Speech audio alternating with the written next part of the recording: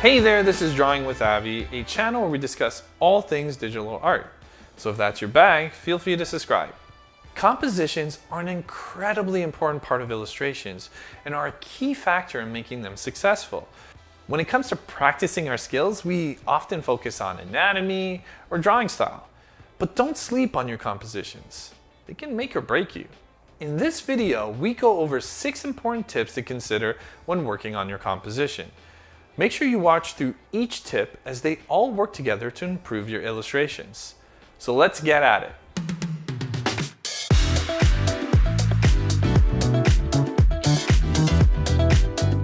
An illustration is essentially a story. You're trying to communicate to the audience an emotion or character in time or place.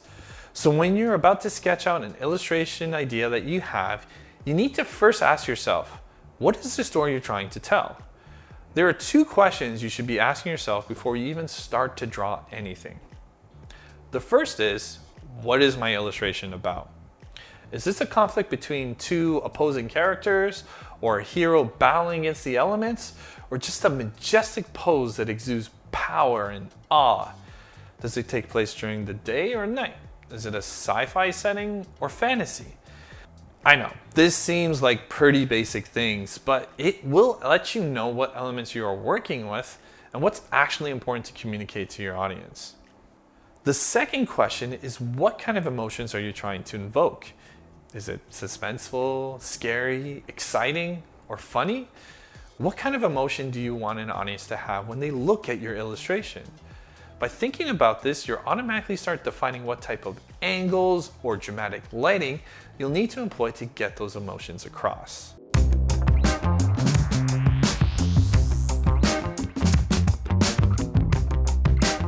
Okay, you've given yourself a few minutes to really think about the illustration you want to create.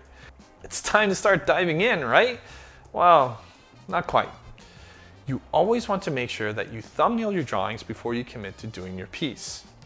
Thumbnail is sketching out a scaled down version of your illustration. This allows you to draw really quickly without being hung up on details. That means you can experiment with different layouts, angles, or lighting setups without investing too much time. You should challenge yourself to come up with 3 to 5 different thumbnails for every illustration. Doing this will start triggering your imagination and come up with different visual solutions on the ideas you want to communicate. Trust me, thumbnailing is a step you really don't want to miss out on.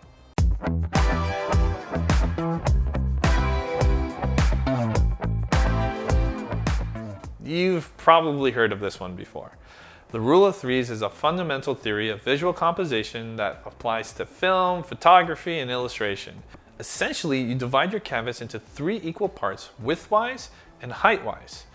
What you're left with is a grid that outlines horizontal and vertical axes, which gives you a guide of placing your drawing elements in visually engaging areas on your canvas. You can just place your figures right in the middle of your canvas, but using the grid gives you more drama or more interest into your composition.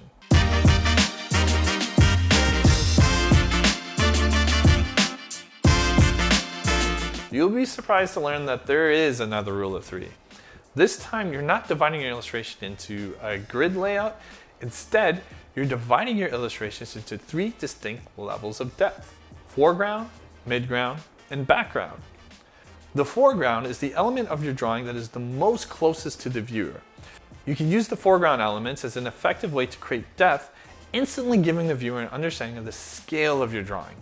Foreground elements are also a useful way to frame your drawing and make sure the viewer is paying attention to the main focus of your illustration. Midground is usually where the main focus of your illustration exists. Placing your characters in the midground immediately pulls the viewer's focus to them. But you can also use figures in the midground to point out important elements that are either in the background or foreground. The background is typically where you inform your audience the setting of your illustration. The background gives the viewer some context of your illustration. The background can also be the main focus of your illustration if that's the story you're trying to tell. Be sure to include all 3 of these elements into your drawing to add dynamic depth that will draw your audience in.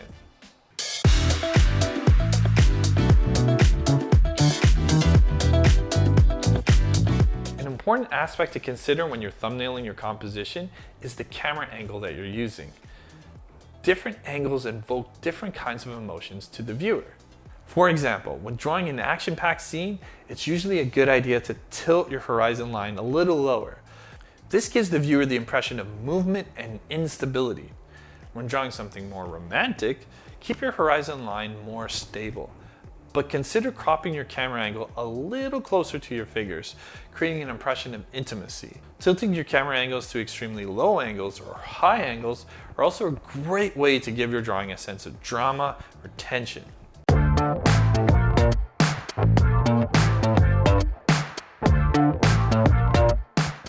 The next tip is the invisible magic of a good composition, and that's utilizing clear shapes and leading lines to guide the viewer's eyes to exactly where you want them to go. Take a look at your favorite illustrators and study how they use shapes and leading lines to make you look at one or more elements of their drawing. When done right, you don't even notice that it's happening, but it can have a powerful impact on your viewing experience.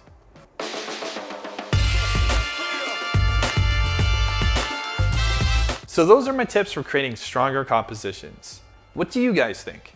Are there any other tips or tricks that I missed? Drop a comment below and let me know. I hope you guys found this video really helpful. If so, hit that like button and consider subscribing if you want to see more.